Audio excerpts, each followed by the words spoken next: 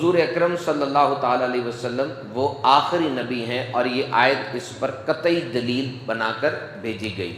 اور پھر قرآن پاک کے اوپر ایمان لانا اور ختم نبوت پر ایمان لانا، میں نے آپ کو بتایا یہ ایک ہی چیزیں ہیں۔ اور پھر نبی پاک صلی اللہ تعالیٰ علیہ وسلم کی جو احادیث ہیں، آپ کے جو اقوال ہیں، تقریباً 300 احادیث ہیں جس میں ڈائریکٹ ختم نبوت کی بات کی گئی۔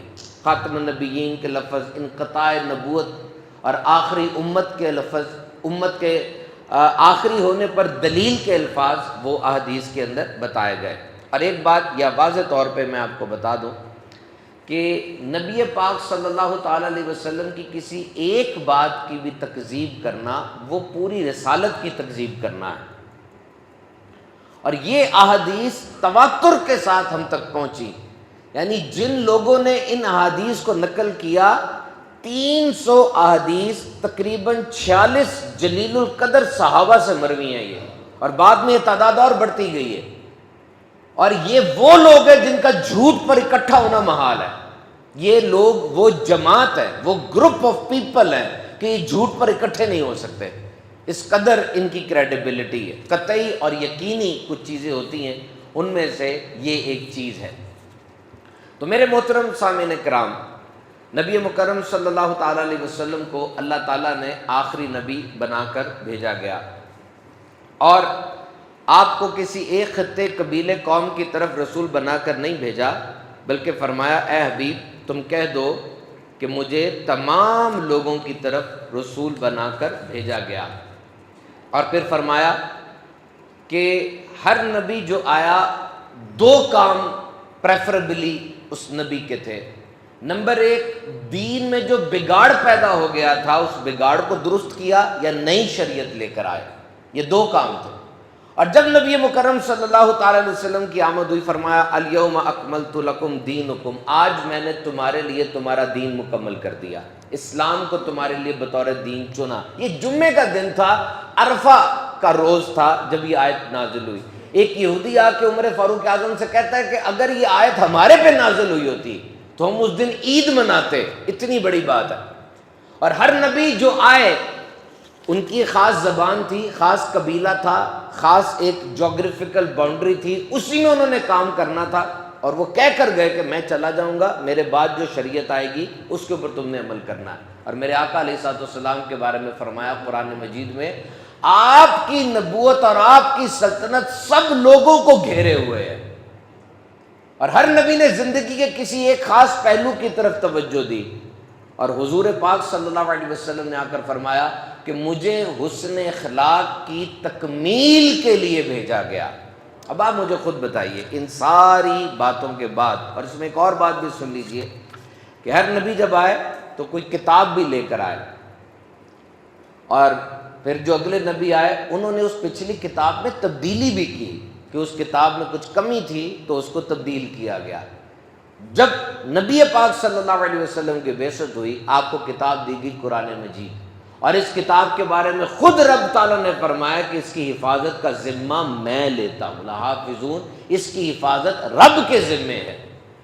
Now this is very crystal and clear، بہت کرسٹل کلیئر ہو گیا۔ مظہر صاحب بیٹھے ہوئے ہمارے دوست ہیں، میں ان سے کہتا ہوں مظہر صاحب میں آپ کو فلاں جگہ پر بھیج رہا ہوں، جائیں، ساری خبریں، ساری معلومات، ساری انفارمیشن، سب کچھ آپ کو میں نے دے دی ہے، جائیں وہاں جا کر پہنچا دیں، ایوری تھنگ از کمپلیٹ۔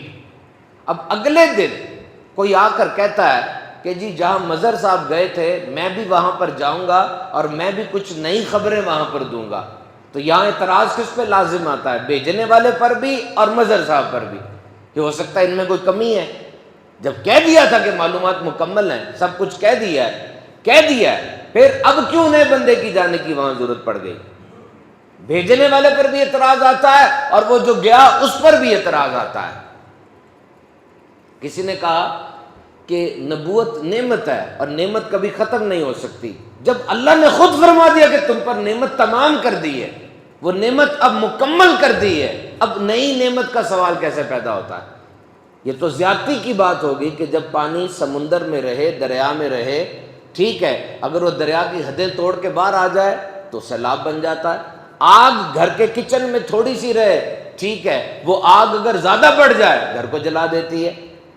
5 انگلیاں یہ نیچرل ہیں، کسی کی چھٹی انگلی ہو جائے اب آپریشن کرنا پڑے گا۔ تو نبوت آپ پہ ختم ہے، اب اگر کوئی نئے نبی کا دعویٰ کرتا ہے تو اس کا آپریشن کرنا پڑے گا، دیکھنا پڑے گا وہ یہ کیا بات کرتا ہے۔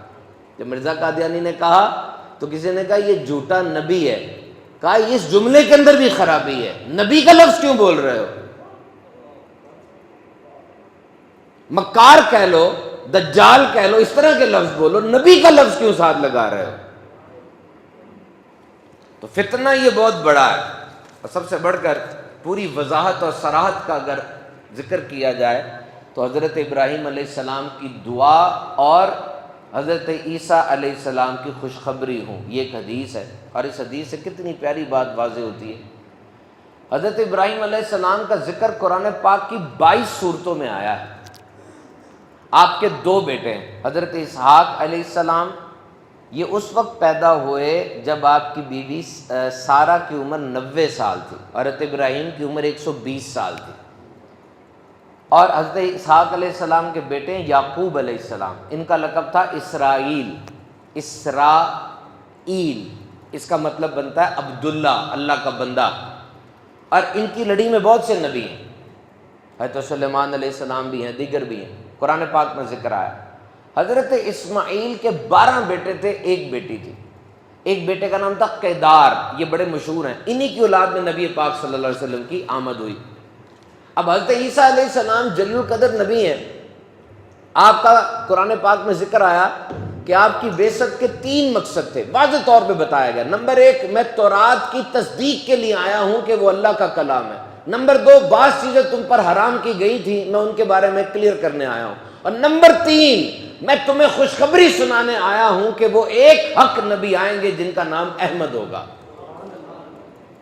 ثابت ہو گیا کہ عیسیٰ علیہ السلام کی نبوت محدود تھی، آپ صرف بنی اسرائیل کی طرف بھیجے گئے، آپ تجرد تھے، آپ نے شادی نہیں کی، اور آپ خوشخبری سنانے کے لیے آئے کہ میرے بعد ایک نبی آئیں گے جن کا نام احمد ہوگا۔ اور حضرت ابراہیم علیہ السلام کی دعا قرآن پاک میں لکھی، ربنا وابعث فیہم رسولا منہم، اے میرے رب ان کے درمیان میں سے ایک رسول بھیج دے جو ان پر تیری آیتوں کی تلاوت فرمائے۔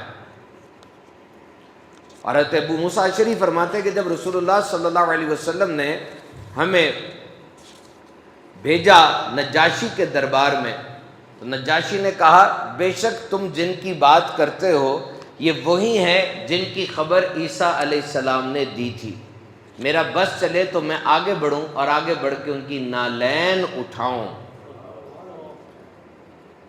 تو میرے پیارے پیارے اسلامی بھائیوں، ہر امت کے اندر اس چیز کی بات رہی کہ میرے آقا علیہ السلام تشریف لائیں گے اور وہ آخری نبی ہوں گے۔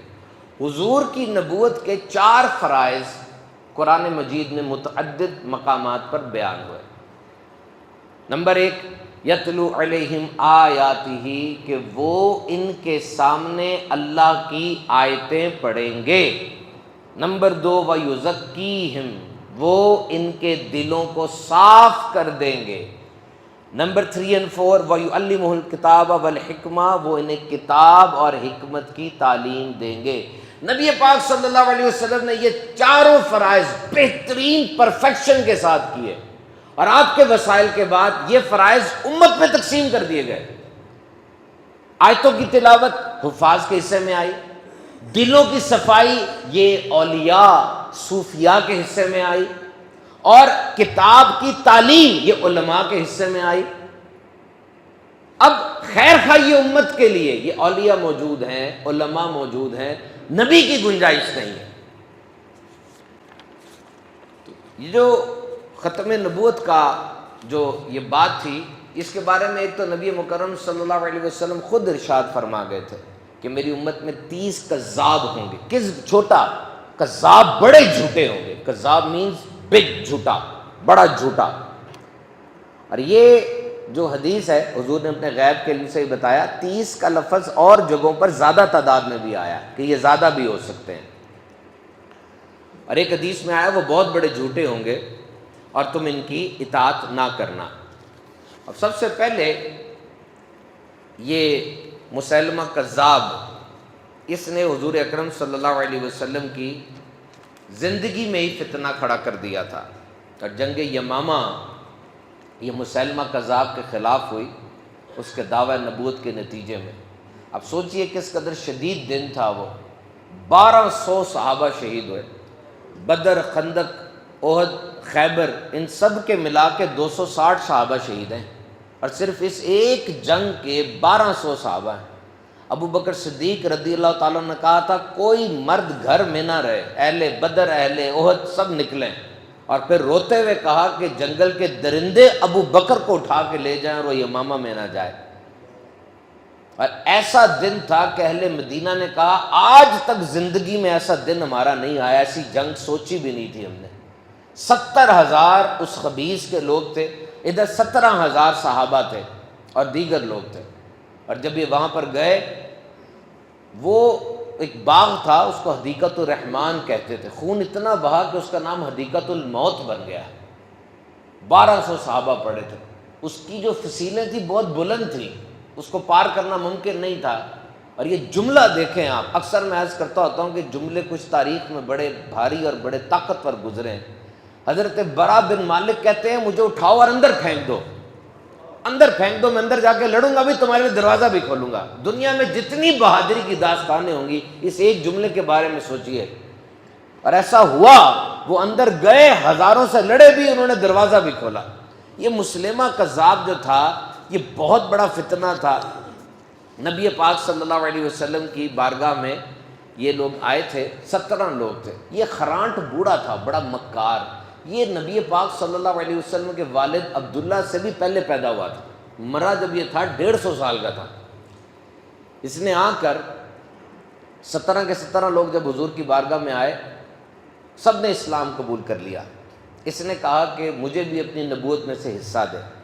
حضور پاک صلی اللہ علیہ وسلم نے فرمایا کہ خدا پہ جھوٹ نہ باندھ، تو جھوٹا ہے۔ یہ واپس گیا، مرتد ہو گیا، اور اس نے خط لکھا نبی پاک صلی اللہ علیہ وسلم کو کہ میں مسلمہ اللہ کا رسول محمد اللہ کے رسول سے مخاطب ہوں کہ یا تو اپنے وصال کے بعد مجھے نبوت دے جاؤ یا ابھی آدھی آدھی کر لو، معاذ اللہ بن ذالک۔ نبی پاک صلی اللہ علیہ وسلم نے جب اس کا خط پڑھا تو آگے سے اس کو جواب لکھا کہ تو کذاب ہے، تو جھوٹا ہے۔ اب مجھے بتائیے، یہ خط اس کے پاس لے کر جانا تھا، اس کے محل میں، اس کے دربار میں۔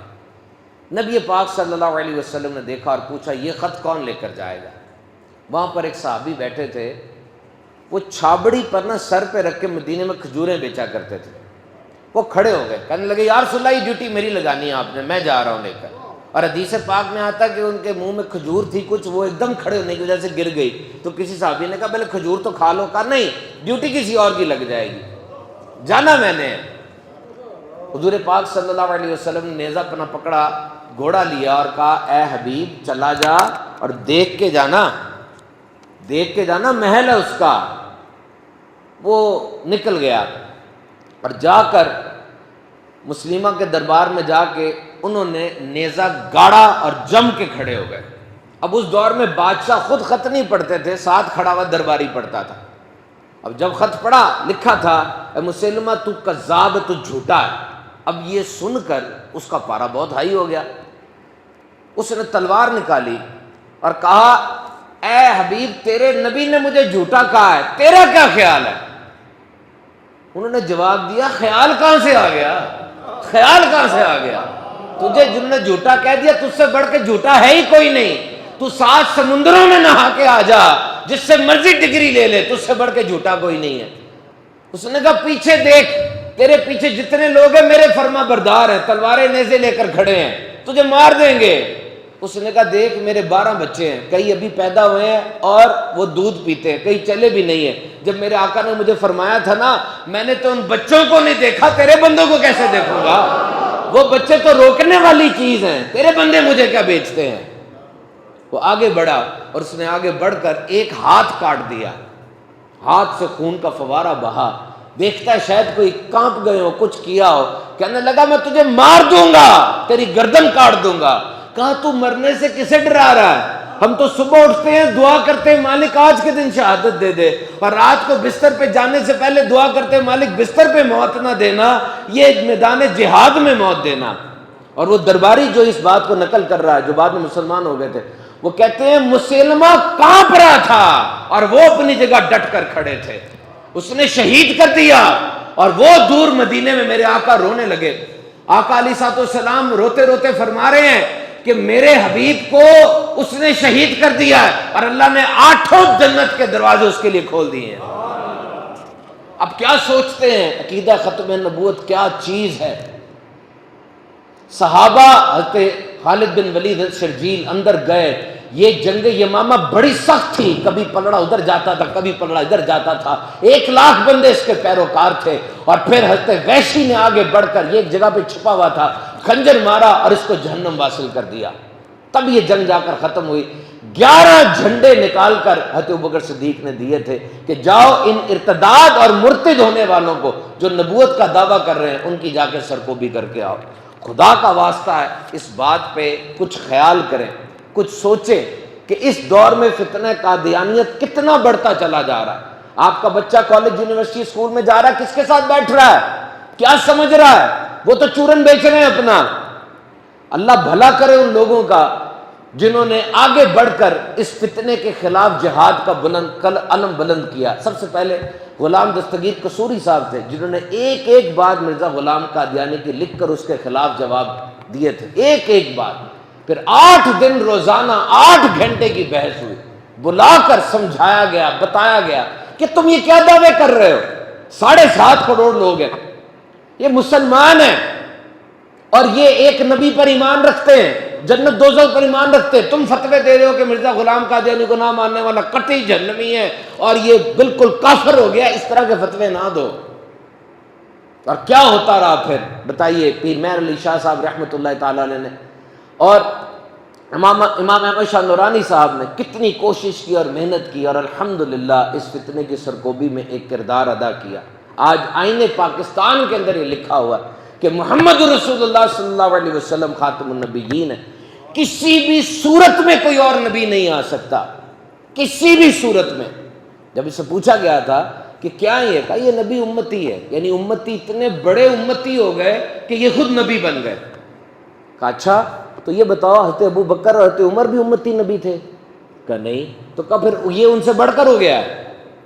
ایسے ایسے دلائل ہیں، پڑھیں وہ ڈاکومنٹ آپ جا کے، اور اپنے بچوں کو یہ بات بتا کر جائیں کہ دنیا ختم ہو سکتی ہے، یہ آسمان بے نور ہو سکتا ہے، سارے سمندر سوکھ سکتے ہیں، میرے آقا کے بعد کوئی نبی نہیں آ سکتا، کسی بھی صورت میں نہیں آ سکتا، نہ کسی ہیلے بہانوں پر ایمان رکھنا ہے۔ آج کینیڈا، امریکہ، انگلینڈ کے اندر اس بندے کے ویزے میں ایک رکاوٹ بھی نہیں آتی جو لکھ دے میں قادیانی ہوں اور میں پاکستان کے اندر پناہ چاہتا ہوں، یہ لوگ مجھے پناہ نہیں دے رہے۔ اب مجھے بتائیں، باولے ہوئے پڑے ہیں باہر جانے کے لیے، اور جو یہ کہہ دے کہ جی میں ابھی قادیانی ہو جاتا ہوں معاذ اللہ اور پھر وہاں جا کے دوبارہ مسلمان ہو جاؤں گا، وہ مرتد ہو چکا ہے۔